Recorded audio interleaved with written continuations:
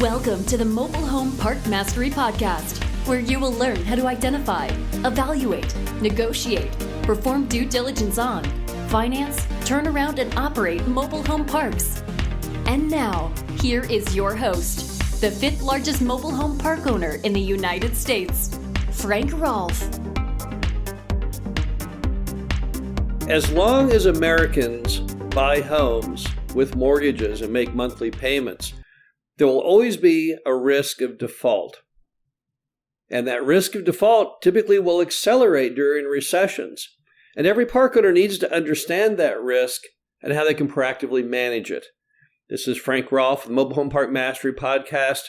We're going to explore this whole concept of home repos, which happen in mobile home parks on a regular basis. They happen in all forms of housing. Where we see that trend going, and how you can properly analyze your own park and make plans and preparations to help minimize any impact. Now, let's first start off by acknowledging that the home default rate in mobile home parks is very, very small.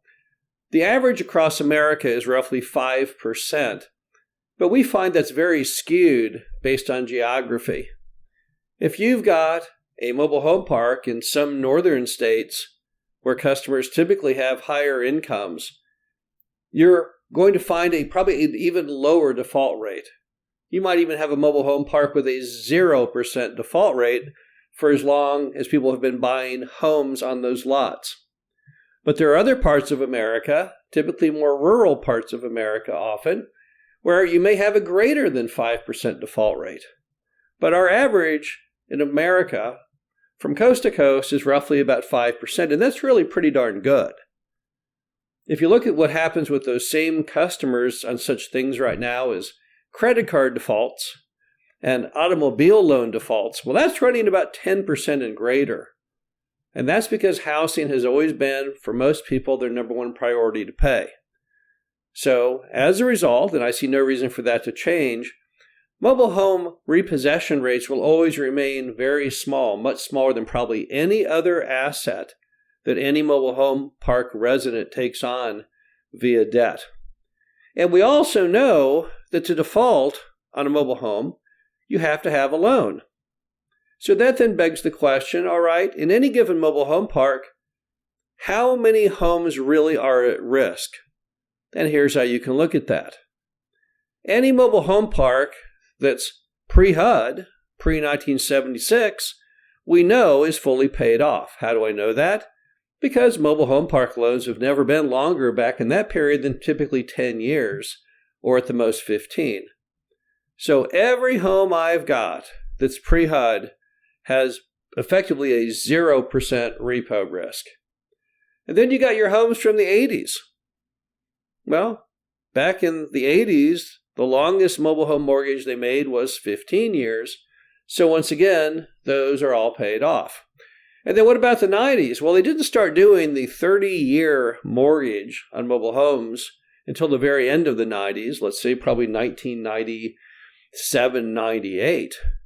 But even then, on a 30-year note, those are almost already completely paid off if they have not already been paid off.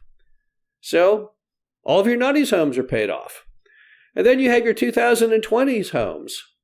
How are those doing? Well, those are the ones in that period of the 2000s and the 2010s and the 2020s where you have the highest risk of repossession. So you can actually look at the homes in your park and you can see how big an issue this is to you, because unless you have a lot of really new homes with pitched roofs and shingled roofs and vinyl siding, then probably you don't have much to worry about, because none of that older home stock, none of your round roofs, none of your flat roofs, none of those have any risk whatsoever. And even your early pitched roofs won't have much risk at all. So you can quantify it, thank heaven, simply by looking at those different roof lines and the age of the homes, and you can get a pretty good handle on it. And then you have to think about another issue, and that is the impact of COVID on mobile home pricing. Because if you own a mobile home park and you were buying homes to fill vacant lots, you were probably paying half pre-COVID of what the new home costs today. So the home today, which is $70,000 or $80,000, prior to 2020 was running about $40,000. Quite a difference, isn't it? Kind of amazing that we could go up 100% in price in such a short span of time, but that's what the industry has done. But again, that's going to have a real bearing on repo rates, because the customer who's having economic problems is going to realize there's not anything in the world where they can live that's nearly as cheap as what they have. And if they should happen to default, and the home does come back on the market, well, you can probably buy that home at a bargain and resell it, because based on today's prices, and they all look the same, the homes from the pre-HUD era look no different. There was no change in model designs between 2019 and 2024. So those homes, just based on competing home values, will be worth far, far more than the loan. So once again, you'll be in pretty good position. But at the same time, we want to put ourselves in the best position possible, put our best foot forward to make sure we have very, very few defaults and we can address them quickly when they come up. So then what can you do as a park owner to put yourself in the best possible spot? Well, the first thing you can do is have your managers, a big part of their job, watch for any signs of distress.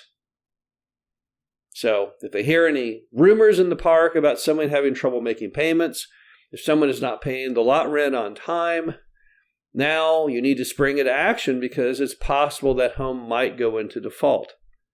So what can you do?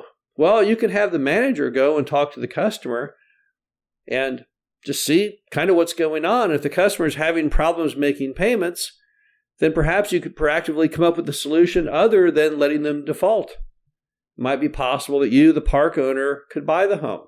It may be possible that you, the park owner, could take over the payments on the home. It might be possible that you could help the owner of that home to sell the home, and you help the process by allowing them to run the ads, and your manager could even answer the phones and show the home.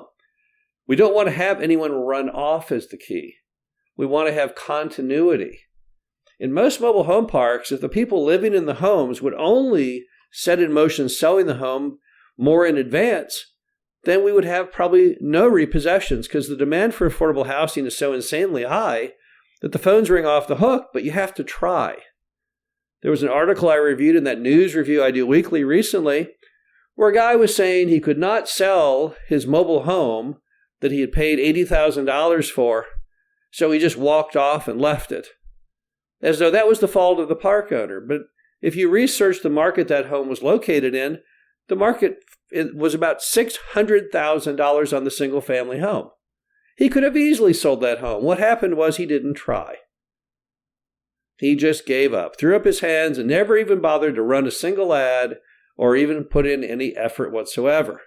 And that's a chronic problem with a lot of people who go into default on the homes, is they could sell the home and get rid of their problem and pay off the mortgage, but they don't put in the effort. So your manager needs to go to those people and proactively see if they can help and resolve problems before they fester and turn into an albeit bigger one.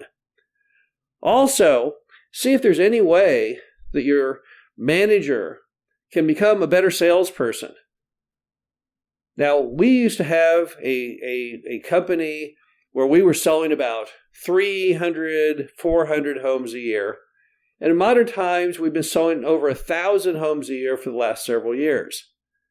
How do we turn the corner? We unlocked the science behind what we were doing. So today, when the phone rings, the manager has to answer it.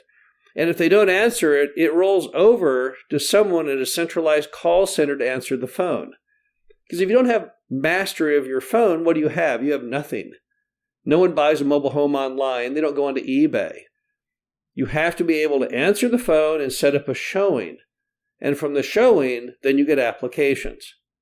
The normal trajectory is for every 3 calls, you get 1 showing. And for every 3 showings, you get 1 application. Now, 1 application may not mean you get the home sold. It may take multiple applications to sell it. But it all boils down to that very first step. Don't answer the phone. You don't have a prayer of getting anything sold. And right there in most parks, that's the issue you have to unlock. How is your phone being answered? How does that all work? And if you port your phone through a service like Who's Calling or VoIP, if you have Rent Manager, that will help you not only see how many calls you're getting, but also it'll allow you to listen to recordings of the calls or to call those customers to get exit interviews of what happened. You'll also find that if you want to be a more powerful sales group, you've got to produce the best product you can. In a lot of mobile home parks that we visited, you're going to see situations where the manager is not keeping that home in a position to be sold. The home is not tidy. You'll see often on the counter a coffee cup with an old cigarette in it, things like that, little details like that can just ruin your sales. J.W. Marriott once said that it's the little things that make the big things possible. And when you're out there trying to sell homes, it's very much true. Also, make sure you utilize all of your potential in the park as far as marketing for homes. A big banner on the fence that said homes for sale, signs in windows, signs in yard, very effective campaigns on Facebook and Craigslist. These are the type of things that will help you increase your volume of calls. And again, calls translate to showings, and showings translate to sales.